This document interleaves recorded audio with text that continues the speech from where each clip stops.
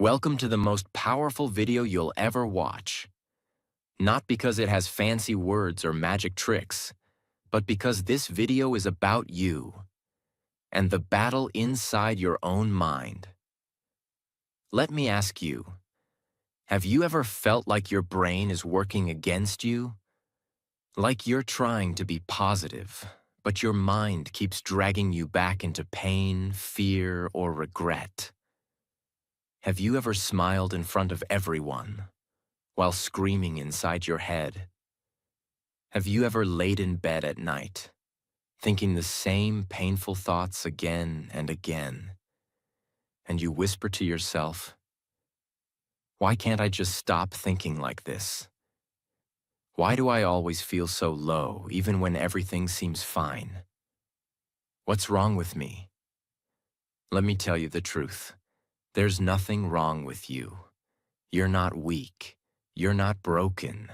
You're not crazy. But the way you were taught to think, that's broken. That's the enemy. That's what we will fix. This video is going to show you how to stop negative thoughts and feelings forever. And we won't do it by reading motivational quotes. We'll do it by understanding the mind, step by step. We'll break the old beliefs. We'll replace the lies in your head with powerful truths. And we'll give you the tools to take control. For the first time in your life, you won't just understand how to stop negativity. You'll also understand how your mind works, how to reprogram your emotions, and how to build a new version of yourself, starting today. And yes, if you're learning English, this video will help you too, because everything is explained in simple, powerful English, using real examples and emotional storytelling. You'll not only grow stronger, you'll grow smarter in English too. So take a deep breath, because what you're about to hear might just be the thing your soul has been waiting for all your life. Stage 1. Understand where negative thoughts come from. Most people try to fight their negative thoughts. They say things like, "I just need to stop thinking. I should be stronger. I should be happy." But they're fighting the wrong battle. You see, negative thoughts are not random. They don't come from the outside world. They come from inside you, from a place called the subconscious mind. And here's the shocking truth. 95% of your thoughts, feelings, and behaviors are controlled by your subconscious mind. That means you are only truly conscious for 5% of your day. Let me explain. What is the subconscious mind? Your subconscious is like a recording machine. From the moment you were a child, it recorded everything. The way your parents talked to you, the way your teacher reacted when you made a mistake, the way people treated you when you failed, the fear in your mother's eyes when there was no money, the pain of being laughed at, ignored, or rejected. All of it was recorded, silently, without permission. And now, when you grow up, those recordings become your thoughts. So when you say, "I'm not good enough. I always mess things up. I'll never be successful. Nobody really loves me," that's not really you speaking. That's your subconscious replaying old memories. Example. Let me tell you about Daniel. He's 26, smart, kind, funny. But every time he starts something new, a job, a relationship, a project, he quits. Why? Because every time something goes wrong, a voice in his head says, "You're just a failure. Why even try? You'll embarrass yourself again. You're not made for this." And Daniel believes that voice. But here's what Daniel doesn't remember. When he was 9 years old, he got up in front of his class to present a school project. He was nervous. His voice was shaking. And when he accidentally read a word wrong, the whole class laughed. Even the teacher smiled. Daniel went home crying that day. He didn't tell anyone. But that moment became a permanent scar in his subconscious mind. That scar became a voice. And that voice became a belief. And that belief controlled his life. That's what negative thoughts are. They're old pain disguised as truth. So, what can you do? You don't fight negative thoughts like enemies. You observe them like detectives. Next time you think, "I'm not good enough," stop and ask, where did this thought come from? Who made me believe this? What is this memory connected to? Because once you understand the source, the thought starts to lose its power. Your first mission. Tonight, take 10 minutes. Sit quietly. And write this question at the top of a page. What are the 3 negative thoughts I think the most? And for each one, ask, where did this come from? Who taught me this? You'll be shocked at what you discover. You'll realize that most of your negative thinking didn't come from you. It came from someone else. And it's been living inside you rent-free. But not anymore. Because the moment you see the lie, you stop living inside it. You cannot fix your mind unless you understand it. You cannot silence your thoughts unless you trace their roots. And once you know that 95% of your thinking is just programming, you finally understand that you are not your thoughts. You are the one who can rewrite them. Stage 2. The invisible loops that trap you. You've heard people say, "I'm trying to be positive. I'm journaling. I'm doing affirmations." But still, they feel low. They feel like they're stuck in the same place no matter how hard they try. Same emotions, same pain, same anxiety. And they ask, why do I feel like I keep going in circles? Because they are. Welcome to the loop, the invisible mental trap that's been running your life behind the scenes. What is a mental loop? A mental loop is a pattern of thinking that feeds itself. It's like a song stuck in your head. No matter what you do, it comes back. You try to ignore it. It gets louder. You try to fight it. It fights harder. Let's understand the loop. Trigger. Something small happens. You get ignored. You make a mistake. You see someone else doing better. It triggers a familiar emotion: insecurity, fear, guilt. Thought. Your mind pulls up an old belief. I'm not good enough. They don't care about me. I always mess things up. Emotion. You feel pain, again. You feel shame. You feel anger. You feel fear, reaction. You do something negative. You isolate. You overthink. You scroll endlessly. You eat junk. You cry quietly. Guilt and shame. You feel worse. Why did I react like that again? Why can't I control myself? And now, you feel even weaker. That feeling becomes the new trigger. And the loop starts again. You wake up, already tired. You open social media, already comparing. You make one small mistake. And suddenly your whole day feels ruined. You feel guilty for being negative. You feel weak for being sad. You feel ashamed for not healing. And the worst part? The more you try to escape the loop, the tighter it pulls you in, because you're not escaping. You're resisting, and what you resist persists. Let me tell you about Amira, a 24-year-old university student. Bright, beautiful soul. But she was trapped in the darkest loop you can imagine. Here's what her day looked like. Wake up and look in the mirror. My face looks tired. Why am I so ugly?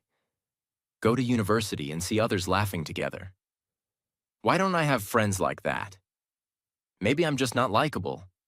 Try to focus in class, but one small mistake in front of others. Great, now they think I'm stupid. Go home, open Instagram. She's so pretty, she's so confident. Look at her boyfriend. Lay in bed at night and cry, but quietly, so no one knows. And here's what's tragic. None of these things were real threats. They were mental traps. But Amira's loop was so tight she didn't even realize it was a loop. She thought it was reality. The loop makes you believe that the pain is your fault. It makes you feel ashamed of being emotional, guilty for feeling broken, weak for needing help. So instead of escaping the loop, you build a home inside it. You start saying, "This is just who I am. I'm just a negative person. I'll always be like this." And that is how people stay stuck for years. You don't break a loop by fighting the thought. You break the loop by breaking the pattern. That means interrupting the cycle at the weakest point. So what's the weakest point? The reaction. Let me explain. You can't always control the trigger. You can't always stop the thought. You can't immediately change the emotion. But you can always choose your reaction. Let's go back to Amira. She kept reacting to her thoughts with tears and scrolling. One day she learned something simple from a therapist. When the thought comes, don't respond, don't feed it. Just say, interesting thought, and walk away. So the next morning, when she looked in the mirror and the voice said, "You look terrible," she didn't cry, she didn't argue, she didn't say anything. She smiled, a fake one at first, and whispered, interesting thought. She made a cup of tea. She played one happy song. She wore earrings. She went to class and made eye contact with someone. She said, "Hi." That day, the loop broke. Not fully, not forever, but for that moment, she won. And one moment of winning creates another. Tonight, write this down. What is one loop I live inside every day? What's the trigger? What's the thought? What's the emotion? What's the reaction? Then write one thing you'll do differently next time the trigger comes. Something small, something kind, something real. It can be this simple. Instead of hiding, I'll talk to one person. Instead of scrolling, I'll walk outside. Instead of saying I'm a failure, I'll say I'm learning. Because even a tiny interruption breaks the machine. You're not weak. You're not lazy. You're not doomed. You're just trapped in a pattern, a loop you didn't even realize existed. But now, you know. And knowing is power. Because when you can see the loop, you can step out of it. Stage 3. Stop feeding the enemy inside. Most people are trying to stop negative thoughts, while at the same time, they're feeding the very things that create them. It's like drinking poison every morning and wondering why you feel sick all day. Let me say this clearly. You cannot heal your mind if you keep feeding it junk. You cannot stop negativity if your lifestyle is designed to create it. This is the stage where we clean the soil, because no seed of happiness can grow in polluted ground. Let's break it down. Imagine your mind is a beautiful open garden. Whatever you plant there grows. Whatever you water becomes stronger. Whatever you allow in becomes part of your reality. So now ask yourself, what are you planting every morning? What are you watering with your thoughts and attention? What kind of mental garbage are you leaving in your garden? If all you feed your mind is fear-based news, toxic social media, fake perfection, drama videos, gossip reels, sad love songs, dark, depressive thoughts, then what do you expect your mind to produce? Joy? Peace? Motivation? Impossible. You're asking your mind to grow flowers in toxic soil. Let me show you a metaphor that will hit you hard. Imagine there's a room with a giant black mirror on the wall. And every morning you go into this room and stand in front of that mirror. But here's the catch. This mirror doesn't show your real face. It shows your biggest insecurity. It magnifies your worst fear. It whispers your deepest pain. You still look into it. Every morning, every night. You let that mirror define how you feel. And you never question it. That mirror is your phone. That mirror is the reel that says, you're not successful. The photo that says, you're not pretty enough. The video that says, you're behind in life. The comment section that says, you'll never make it. And the worst part? You chose to look into it. You chose to keep that mirror in your pocket, next to your pillow, inside your life. And you wonder why your mind feels broken. It's because you've been feeding the enemy inside. With your time, your energy, your attention. The three main ways people feed negativity without realizing. 1. Information overload, digital poison. You scroll for 2 hours and remember nothing. But your brain remembers everything. Even if you say, I'm just watching for fun. I don't take it seriously. Your subconscious is recording, her face is perfect, mine isn't. He's successful, I'm behind. That couple looks happy, I'm lonely. That guy bought a new car, I'm broke. You don't feel it instantly. But after 10 days of this, you feel tired, insecure, empty. Not because of your life, but because of what you consumed. Second, toxic repetition. Songs, reels, drama. Music is powerful, but what are you repeating into your head? You broke my heart. I'm not good enough. Nobody loves me. I want to disappear. You hear these lyrics and say, it's just a song. But your brain doesn't understand just.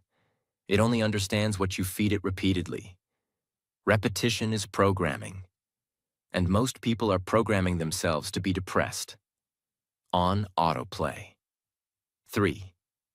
Mental diet, what you talk about daily. Your conversations shape your emotions. If every day you talk about what you hate, who betrayed you, why life is unfair, how everything's going wrong, then what are you feeding your brain? Negativity becomes your default language. Let me tell you a different kind of story. There was a glass of clear, pure water sitting on a table. It was peaceful, it was clean, it was balanced. One day, someone came and dropped one drop of black ink in it. The water changed a little, but still looked okay. Next day, another drop, then another, and another. Slowly, the water became darker. Not because it was evil, but because it was being fed poison, one drop at a time. This is your mind. Your mind is that glass of water. And the ink is the content you consume, the words you repeat, the people you surround yourself with, the notifications you wake up to, the videos you binge before sleeping. You didn't become negative overnight. You were being dripped with darkness, silently. How to stop feeding the enemy. Here's what to do starting today. Clean your feed like your fridge. You wouldn't eat rotten food. So why watch rotten content? Unfollow pages that make you feel less than. Mute people who only post fake perfection. Delete apps if needed. Your peace is more important than staying updated. Replace, don't resist. Don't just stop watching bad content. Replace it with something that builds you. Watch real growth stories. Listen to calming or healing audio. Read one page of a growth book. Listen to people who speak truth, not just noise. Morning and night detox. The first 30 minutes after waking and the last 30 minutes before sleep. are when your mind is most programmable. Use that time wisely. Don't scroll. Don't open reels. Don't start your day with comparison or chaos. Instead, breathe. Write 3 things you're thankful for. Speak one powerful sentence to yourself. Today, I protect my mind. Your mission. Today, write this question. What 3 things am I feeding my mind that are hurting me? Be honest. Then ask, what will I feed my mind instead? Starting now. Small changes. Big transformation. Your mind is not broken. It's just been badly fed. You are not the darkness. You are the light that's been buried under years of mental noise. So stop feeding the enemy inside and start feeding your inner peace, inner strength, inner voice. Because your thoughts are seeds, and what you plant today will grow tomorrow. Stage 4. Clean your mental room daily. Let me ask you something simple. You brush your teeth every morning, right? You take a shower, change your clothes, maybe clean your room or wash the dishes. Because if you don't, your body smells, your home gets dirty, and you feel uncomfortable. But when was the last time you cleaned your mind? Not your Instagram, not your bookshelf, not your to-do list. I'm talking about the inside of your head, the mental space where you actually live. Because here's the truth. You don't live in your house. You live in your mind, 24 hours a day. And if you don't clean that space daily, you will be living in a home that feels heavy, anxious, noisy, painful, confusing. Even if your outside life looks fine, inside you feel suffocated. So today, we clean, not once, not when we feel depressed, not when we break down, but every single day, like brushing your soul. Let me take you deep. Let's break a myth. Negative thoughts don't only come from trauma, they come from accumulation. Just like dust settles on your furniture even if you don't open windows, mental dust collects in your mind from life itself. A stressful conversation, a decision you're avoiding, a deadline you're afraid of, a future event you're overthinking, a compliment you didn't believe, a comment that felt wrong but you ignored it, a fear that entered your heart quietly, a judgment you made about yourself this morning. You didn't choose this, but it landed, and now it's in your space. So if you don't clean it, it piles up. Here's what happens when people don't clean their mental space. Stress builds up in layers, but you ignore it. You feel more irritated than usual. Little things make you angry. You become emotionally sensitive.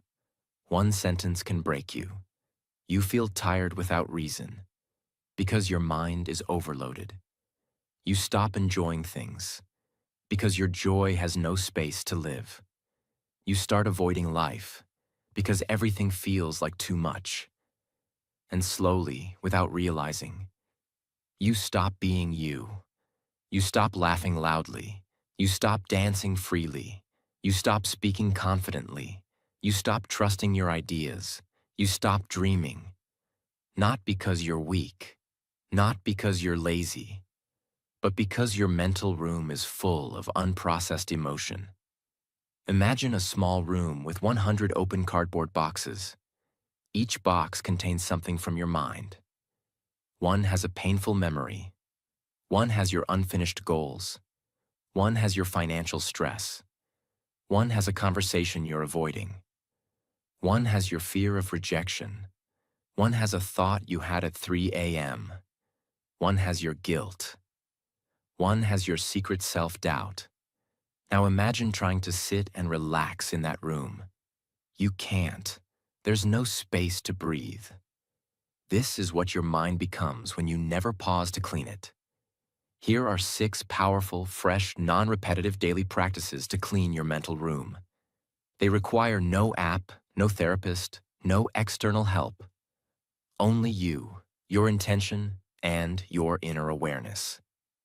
1. The thought shelf method. Mentally put thoughts aside. When your mind is overwhelmed, you don't need to solve every problem immediately. You just need to make space. So imagine your mind as a shelf. And when a thought keeps repeating, you gently say, "This doesn't need to be solved right now. I'll place it on the shelf. It'll wait." You're not ignoring the thought. You're giving it a home so it doesn't float around. This stops your mind from replaying the same thoughts over and over like a broken CD. 2. Temperature check, emotional awareness reset. Once a day, maybe at 4 p.m., pause and ask yourself, what am I feeling right now? Where do I feel it in my body? Why might I be feeling this? Even if the answer is, I don't know, you're still becoming aware. And awareness cleans confusion. Do this every day, like checking the weather before leaving home. You'll be shocked how much you've been holding in silence. 3. The one-word dump. You don't always need to write long journals. Sometimes just one word is enough. Try this. Before sleeping, write one word that describes your emotion today. Heavy, rushed, lonely, hopeful, frustrated. Doing this helps you identify your emotional clutter, because once you can name it, you can clean it. 4. 3-minute mental walkthrough. This is one of the most powerful cleansing tools. Almost no one uses it. Every evening, close your eyes and mentally walk through your entire day. See yourself waking up, walking to the bathroom. What were you thinking? What emotions did you feel during breakfast? Did someone say something that stuck in your mind? Where did your mood shift? This is not about overthinking. It's about noticing. Because when you notice, you release. When you name it, you drain it.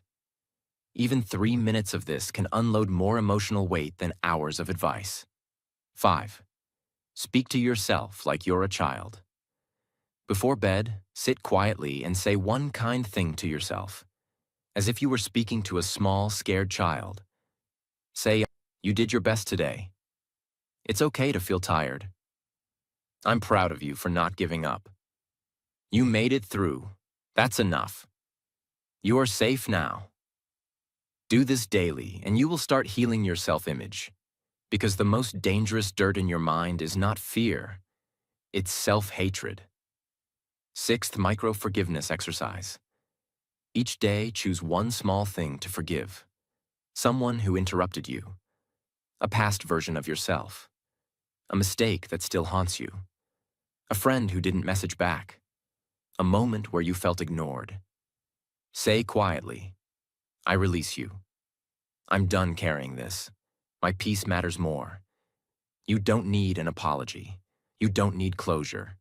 You just need to put it down and walk lighter. Pick any 3 of these practices and do them tonight before bed. Make it a ritual, like brushing your mind.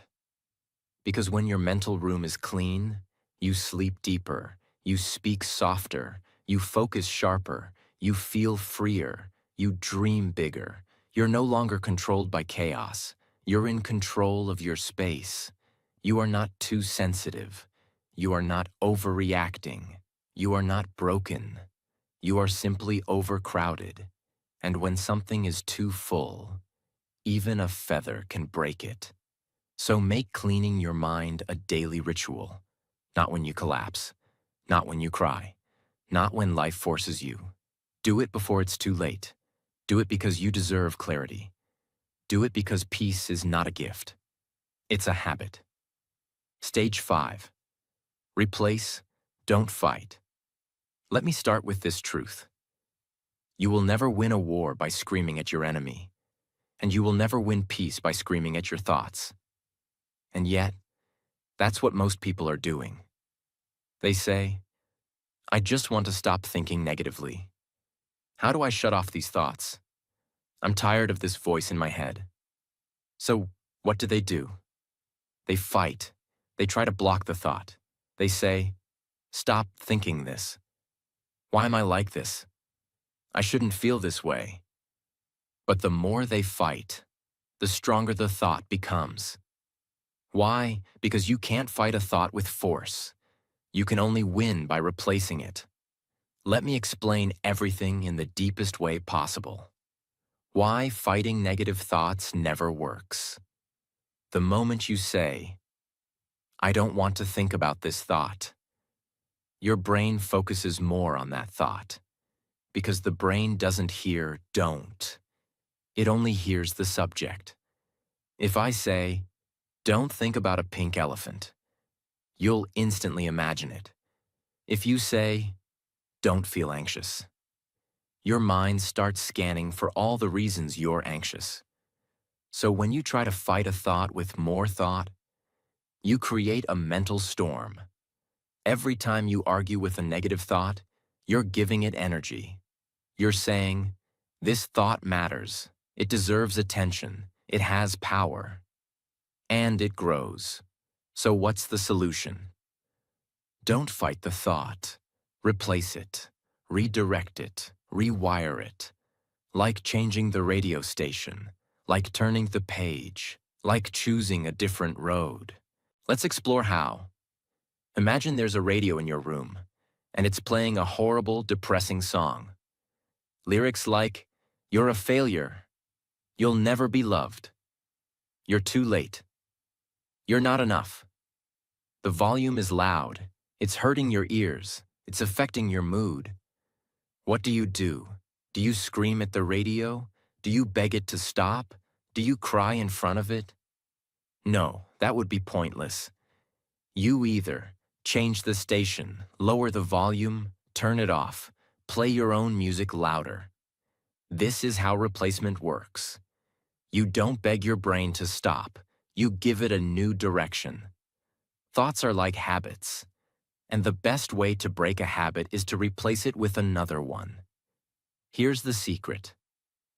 You can't erase a thought. You can only overwrite it. Your brain works like a chalkboard. If you write something painful on it, the only way to remove it is by writing over it with something better. Negative thought replacing thought. I always mess things up. I learn faster because I've failed before. No one cares about me. Someone loves me even if I forget. I'll never be successful. I haven't reached it yet, but I will. I'm too sensitive. I feel deeply, and that's a strength. What if I fail? What if I succeed? You're not lying to yourself. You're redirecting the spotlight. And when you repeat the replacement often enough, it becomes the default voice in your head. Imagine a large white wall, perfectly painted, but right in the center there's a small black hole. Most people walk past the wall and never notice it, but one person stops and stares. They can't stop looking at the hole. They ignore the beauty of the wall. They start thinking, why is there a hole? Will it get bigger? Did I do something to cause it? I hate this hole. Soon that small black hole becomes their entire world. But the hole never changed. Their focus did. This is how negative thoughts work. They're tiny holes in a wall of beauty. But if you focus on them long enough, they become your entire reality. You don't need to fix the hole. You need to step back and see the whole wall. That's what replacing thoughts does. It pulls you away from the hole and shows you the bigger picture again. These methods are not affirmations. They are replacement tools backed by real brain science and habit rewiring. The reversal technique. Flip the fear. When a scary or painful thought comes, ask, what's the opposite truth that could also be real? Example, I'll probably fail this interview. I might surprise myself and do better than I expect. You're not lying. You're giving your brain a new option to consider. That creates hope, and hope reduces fear. The so what method. Cut the drama. Many negative thoughts are dramatic. What if I say something wrong? What if I lose this chance? Instead of feeding the panic, say, so what if I do? Would I still be alive? Could I still grow? Would I still matter? This reduces the emotional weight and makes space for logic. The upgrade method, version 2.0 thinking. When a negative thought appears, imagine you're updating your brain's software. You're not deleting anything, just installing a better version. Original, I can't do this. Update, I'm figuring it out. Original, I'm not ready. Update, I'm becoming more ready every day. This makes your brain feel safe while moving forward. Write down the 3 most common negative thoughts you've had this week. Then write down one powerful replacement for each one. Put them on a sticky note. Say them every morning. And repeat them anytime the old thoughts try to come back. Because your brain believes what it hears often. Train it. Don't fight it. You were not born to live with a storm inside your head. But you cannot stop that storm by screaming at it. You can only change the weather by changing the forecast. That means replacing fear with possibility, replacing shame with growth, replacing doubt with progress. Because your mind is not broken. It's just been playing the same tape for too long. And now, it's time to change the music. Stage 6. Talk to yourself like someone you love. Let's begin with a painful question. If someone else talked to you the way you talk to yourself, would you still be friends with them? Think about it. What kind of words do you say to yourself when you fail, you make a mistake, you forget something, you feel tired, you cry, you get rejected? You don't say, "It's okay, you're human, you'll try again." No, you say, "You're so stupid. Why do you always mess things up?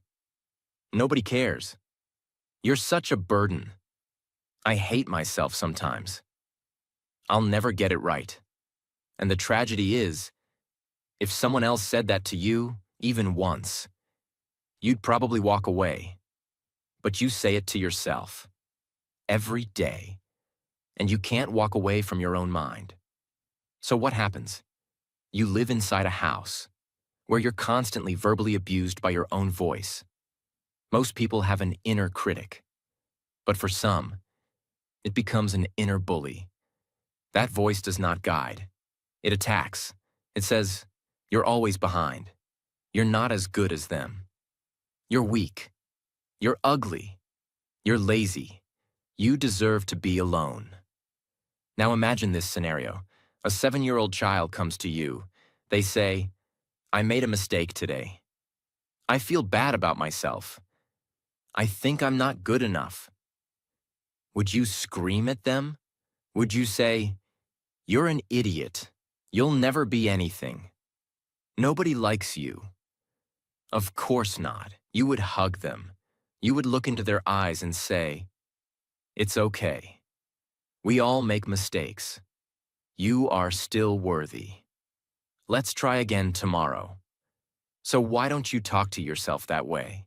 Because somewhere along the way, you learn to treat yourself with cruelty instead of compassion. And that must change today.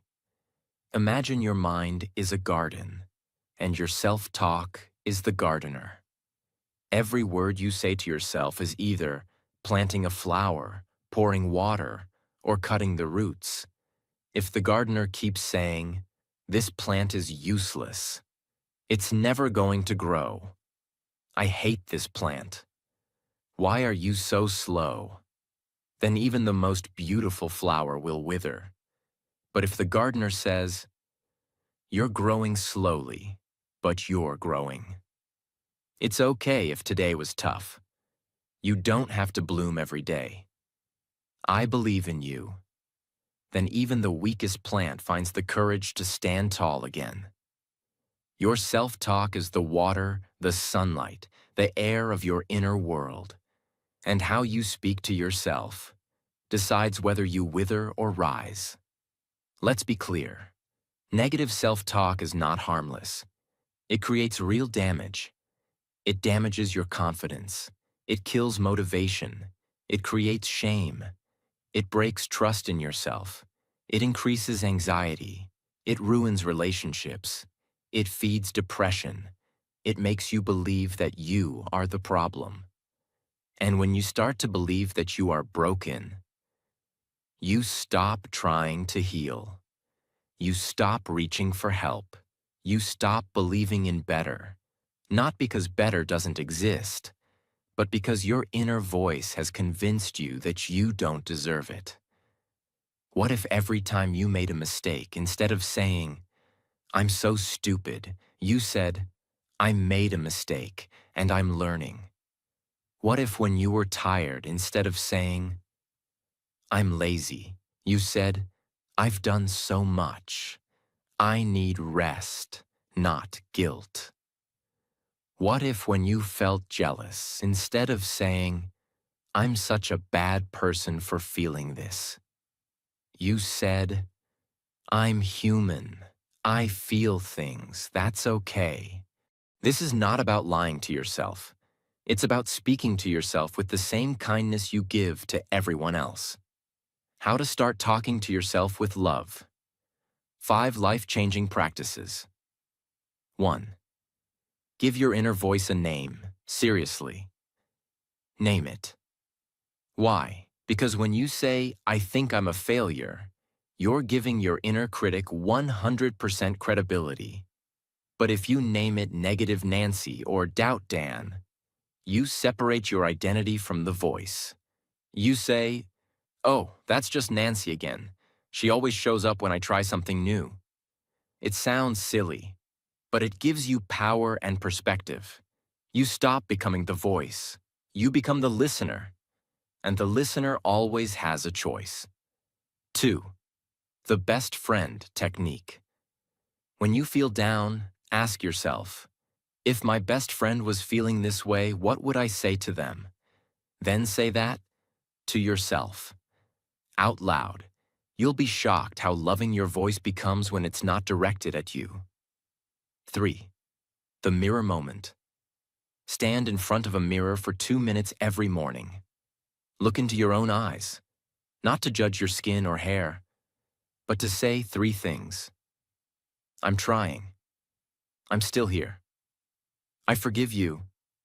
Do this every day, not for motivation, but for healing.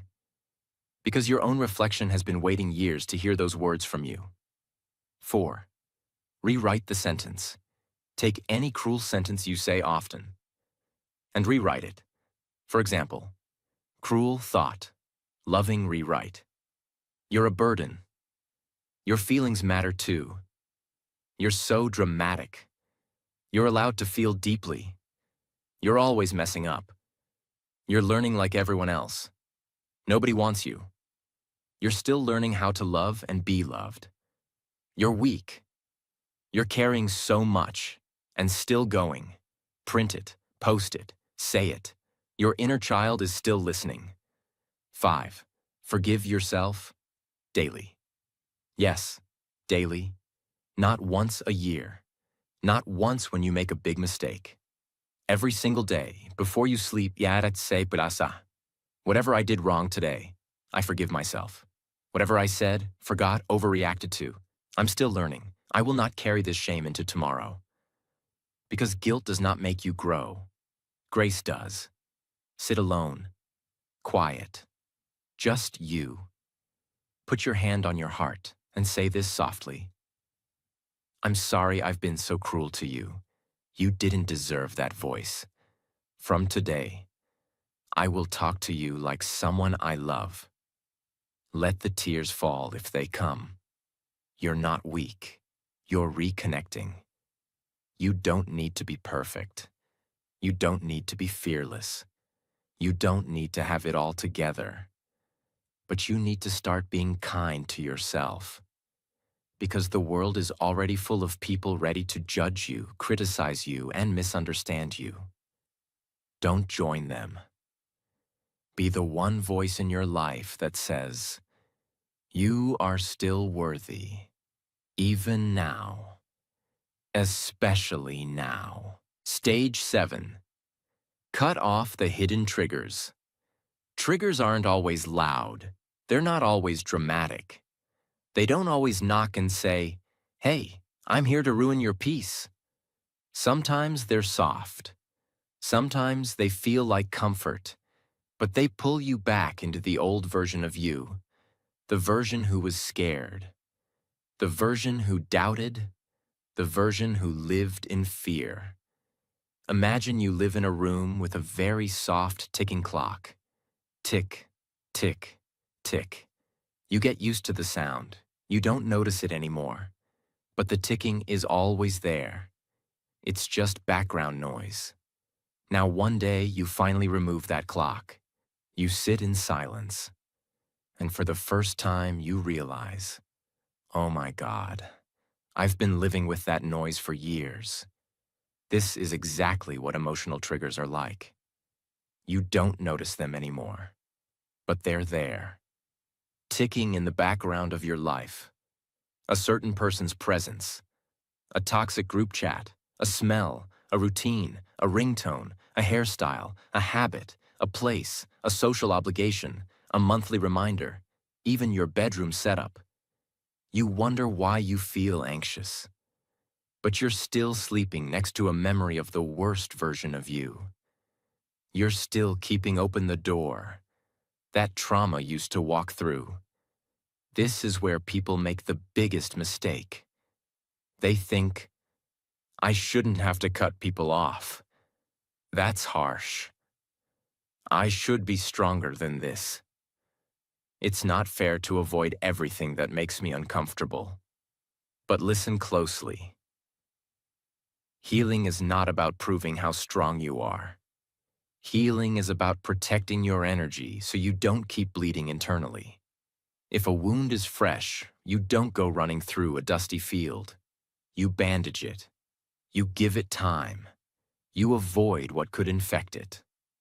What you might need to cut off. The nice but draining friend. They don't insult you. They don't attack you. But every time you talk, you leave feeling smaller. They subtly compete. They dismiss your emotions. They always bring up your past. Let them go. The unspoken expectations. The image in your head that says, I should be doing better by now. I should be more successful. I should be married. I should be happy. That voice isn't motivation. It's a disguised mental whip. Cut it off. Not your dreams. Just your timeline. Your emotional home. Some people live in anger, not because they like it, but because it's familiar. Some live in sadness, some in fear, some in guilt. It's what they know. It's where they return every time something goes wrong. You need to build a new emotional home. Start asking, what emotion do I default to when I'm overwhelmed? Then ask, who taught me that emotion was normal? You'll often find it wasn't even yours. It was passed down, given to you. You were just renting it for so long, you forgot you could move out. Write a list called, Things That Silently Pull Me Back into Darkness. Then write 3 columns. What is it? Why does it affect me? What will I do to protect myself from it? Don't feel guilty. This isn't rejection. It's self-respect. You can't become the next version of you if you keep entertaining the people, patterns, and places that made you question your worth. You're not weak for needing space. You're wise for choosing peace over pride. You don't owe the past another visit. You owe your future a better foundation. If a plant isn't growing, you don't blame the seed. You change the environment. You protect what's blooming. And now that you've done the work of removing the darkness, it's time to do the most powerful thing of all. Turn your pain into power. Stage 8. Turn pain into power. Let's end this series with the most emotional and unforgettable stage. Because if you're watching this, you've been through something. You've cried quietly. You've questioned your value. You've battled storms no one saw. You've tried to be strong for everyone else, even when you were breaking inside. But now, it's time to take everything you've survived and use it. You've been told, let it go. Move on. Forget about it. Don't think about the past. But healing doesn't mean forgetting. Healing means finding meaning inside what broke you. It means saying, that hurt me, but I'm still standing. And I will build something powerful from this. Pain doesn't have to be the villain of your story. Pain can become the starting point of your transformation. There's a beautiful Japanese art called kintsugi. When a ceramic bowl breaks, they don't throw it away. They don't try to hide the cracks. Instead, they repair it using gold. Yes, real gold. They fill the cracks with golden lacquer. So now, the bowl is more valuable, more beautiful, and stronger because it was broken. Your pain is the gold. Every tear you've cried, every lonely night, every betrayal, every fear, every fall. If you let it, that pain can become your wisdom, your strength, your story, your mission. How to turn pain into power. 4 life-altering shifts. 1. Don't ask, why me? Ask what now? You may never get the full answer to why life hurt you the way it did, but you always have the choice to ask, now that I've been through this, who do I want to become? Pain becomes power when you stop looking for revenge and start looking for rebirth. 2. Transform the emotion into expression. Every emotion is energy, and energy can't be destroyed, but it can be redirected.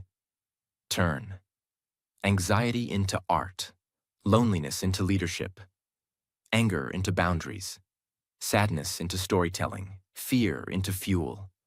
The world doesn't need more perfect people. The world needs people who say, here's my scar, and here's what I did with it. 3. Use your pain to help one other person. If you feel stuck, lost, confused, go help one person who's feeling what you once felt. You don't need a degree. You don't need a platform. You don't need a solution. You just need to say, I've been there too, and I see you. That moment of connection, that's healing, for you and for them. Pain multiplies in silence, but it dissolves in shared humanity. 4. Build your identity around your survival, not your suffering. Stop saying, I was broken. Start saying, I'm rebuilding. Don't say, they ruined me. Say, I rebuilt myself. Because if pain is a fire, you are the gold that survived the flame.